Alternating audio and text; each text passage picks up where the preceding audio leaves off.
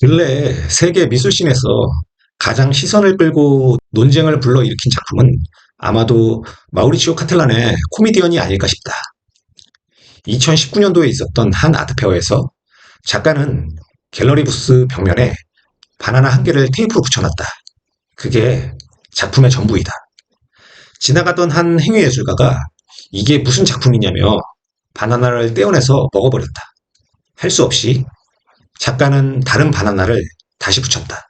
그리고 그 작품은 15만 달러, 약 2억 원에 판매되었다. 이런 것을 예술작품이라고 한다고? 현금으로 뜬 바나나도 아니고 어차피 상에 없어질 물건인데 그걸 돈 주고 산다고? 이런 생각이 드는 사람들이 많을 것이다. 이런 것을 개념미술이라고 하는데 작품의 물성이 중요한 것이 아니다. 작가의 아이디어가 중요한 것이고 작가가 그것을 작품으로 규정하면 작품이 되는 것이다. 마르셀 듀샹 이후로 현대 미술의 가장 핵심적인 포인트가 그 지점이다. 이 간단한 작품과 어이없는 해프닝을 두고 복잡하고 두꺼운 논쟁은 끝이 없이 펼쳐진다. 나이식으로 정리하자면 그냥 피카소의 작품을 바라보는 방식으로 보면 된다. 작품에 대단한 의미가 있어서 위대한 작품이 되는 것이 아니고 아무것도 아닌 것을 가지고 위대한 작품으로 만들어내는 그 능력에 위대함이 있는 것이다. 작품의 핵심은 작품 자체가 아니고 그 이후의 상황이다. 작가도 그것을 노린 것이다. 너무나 대놓고 조롱하듯 도발을 하기에 대부분의 사람들은 허탈해하고 분노를 표출한다. 하지만 이렇게 가볍고 풍자적인 작품에서도 그 안에서 심오한 의미를 찾는 사람들은 존재하기 마련이다. 작품의 내부에서 의미를 찾으려 하면 더 미궁으로 빠질 뿐이다. 나의 목표는 최대한 이해할 수 없게 오픈된 상태로 남아있는 것이다. 개방과 폐쇄 사이에는 완벽한 균형이 있어야 한다. 작가는 이렇게 폼나는 대전제적인 멘트를 하나 툭 던져놓고 작품에 대한 세세한 설명을 하지는 않는다. 그럴 필요도 없고 의무도 없다. 그는 대가이기 때문이다. 그 어디에도 명쾌하게 작품의 의미를 설명해주는 곳은 없다. 여태껏 이야기한 대로 그것을 바라고 요구하는 것이 현대미술에 대한 착각과 좁은 시선인 것이다. 시선을 밖으로 꺼내서 작품과 그것을 바라보는 우리들의 모습과 일련의 상황을 전체 작품으로 보는 메타적인 시선으로 보자면 나름 흥미롭고 의미가 있는 작품처럼 보이기도 한다. 마우리치오 카텔라는 이 작품으로 유명해진 작가가 아니다. 그 이전에 다양한 도발적이고 흥미로운 충격적 작품들로 이미 충분히 유명했던 세계적인 대가이다. 이 작품으로 인해서 더욱더 욕을 먹으며 아이러니하게도 더욱더 유명해지고 입지를 한 단계 더 올렸을 뿐이다. 그리고 그런 그와 함께하는 갤러리가 시시한 갤러리일 리가 없다. 당연히 손가락 안에 드는 톰 메이저 갤러리이다.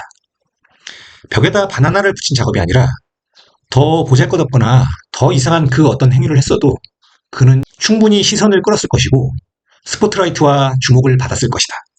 마우리치오 카텔란이어서 주목을 받은 것이라면 그가 유명해지기 이전에 처음에 어떻게 주목을 받았냐고 물을 수도 있다. 말을 공중에 매달고 사람을 벽에다 테이프로 붙여놓고 목매단 아이들 인형을 공중에 달아놓고 운석에 맞아 쓰러진 교황을 만들었던 전작들을 보면 그의 기발하고 발칙한 아이디어와 무지막지한 실행력에 대해서는 인정을 안 할 수가 없다. 확실히 그는 대단한 사람이기는 하다. 더 확실한 것은 피카소가 세상을 마음대로 주무른 결과적 승자인 것처럼 그도 이 게임의 완벽한 승리자라는 것이다.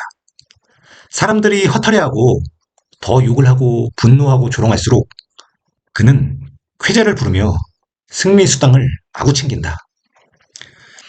우리가 그의 작품을 보는 것이 아니다.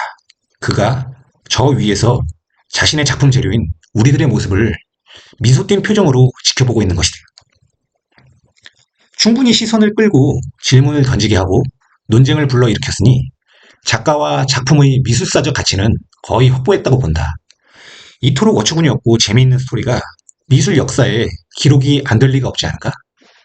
하지만 아직 불확실하고 궁금한 한 가지는 그 작품의 경제적 가치이다. 일단 엄청난 가격에 팔았다고는 하는데 그 작품의 자본적 가치가 유지가 될지는 의문이다.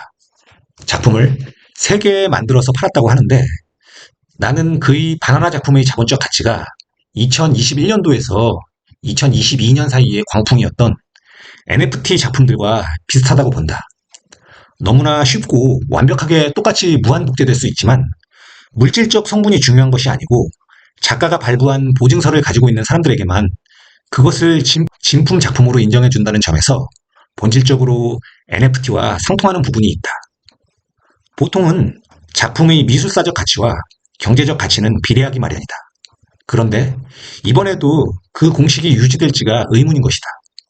NFT 광풍이 지나가 버리고 난 후 그 해괴하고 혼란스러운 상황과 경험은 역사적 사건으로 남겠지만 작품의 자본적 가치는 어떻게 될지 알 수가 없는 것처럼 말이다. 나는 개인적으로 작가와 갤러리가 짜고 작품 판매 사기극을 벌인 것이 아닐까 하고 추측해본다.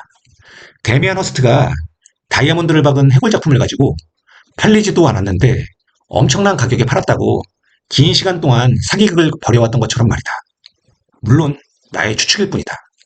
이 엄청나게 위대한 개념 작품을 2억 원의 작품값을 지불하고 산 컬렉터가 3명이나 된다는 것이 뻥이라는 것을 나는 증명할 수가 없기 때문이다.